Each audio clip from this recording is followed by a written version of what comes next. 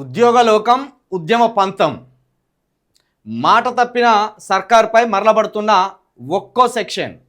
నేటి నుంచి విద్యుత్ ఆర్టిజన్లు కార్మికుల నిర్వాధిక సమ్మె. ట్రాన్స్కో జెన్కో డిస్కెమ్లలో 20,000 మంది స్ట్రైక్. ఆర్టీసీ సమ్మెపై 9న చర్చలు. జేఏసీకి లేబర్ కమిషన్ లేక చర్చలు విఫలమైతే ఏ క్షణమైన సమ్మెకు వెళ్తాం. జేఏసీ 10th స్పాట్ వాల్యుయేషన్ కేంద్రాల వద్ద టీచర్ల నిరసన. నిరుటై పారితోషికం బకాయిలు చెల్లించాలని డిమాండ్. యుద్ధబేరి మోగించిన ఉద్యోగ ఉపాధ్యాయ కార్మిక సంఘాలు. ఎగవేసిన ఒక్కో హామీ వెంటబడుతున్నది. దగాపడిన ఒక్కో వర్గం దండు కడుతున్నది.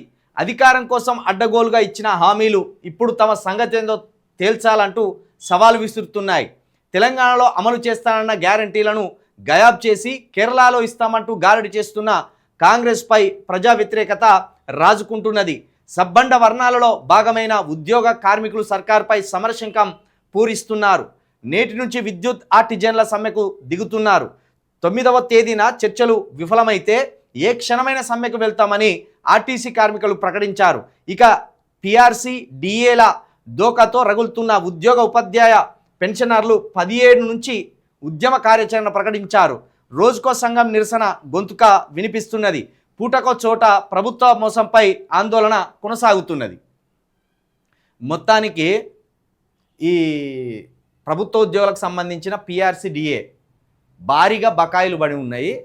వాటి మీద ఉపాధ్యాయ సంఘాలు ఎప్పటి నుండో ముఖ్యమంత్రి గారిని హెచ్చరిస్తూనే ఉన్నాయి.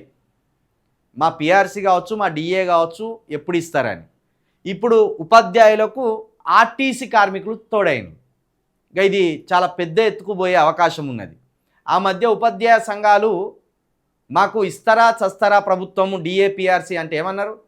10 లక్షల ప్రభుత్వ ఉపాధ్యాయులతోటి మీటింగ్ పెడతా, అడిగి రారి, ఖజానాలో డబ్బులు ఉన్నాయా, ఇట్లా నన్ను ఇబ్బంది పెట్టాలని చూస్తున్నారు, మీ ముందటనే ప్రజల సమక్షంలో మిమ్మల్ని దొంగలుగా నిలబెడతానని ప్రభుత్వ ఉద్యోగులను రేవంత్ రెడ్డి గారు బ్లాక్మెయిలింగ్ చేసే ప్రయత్నం చేసిండు. ఇప్పుడు ఆర్టీసీ కార్మికులు కూడా తోడైంది కదా. ఇక ఒక్కసారి ఏమన్నారు మన రవాణా శాఖ మంత్రి గారు పొన్నం ప్రభాకర్ గారు, మహిళలకు అద్దె బస్సులు ఇచ్చుతోటే భయంకరమైన లాభాలు వచ్చినాయి, అవి ఎట్లా పంచాలో కూడా అర్థమైతే లేవు, అంత పుట్ల కొద్ది పైసలు రాసులు పోసి ఉన్నాయని చెప్పింది. మరి ఈ ఆర్టీసీ కార్మికులు ఎందుకు సమ్మెకు దిగుతున్నారు? ట్రాన్స్కో జెన్కో సిబ్బంది ఎందుకు నిరసనకు దిగుతున్నారు? విద్యుత్ ఆర్టిజన్లు ఎందుకు సమ్మెకు దిగుతున్నారు? వీళ్ళంతా రోడ్లపైకి రావాల్సిన అవసరం ఏంది? ఒకసారి ఇది ఆలోచించాలి.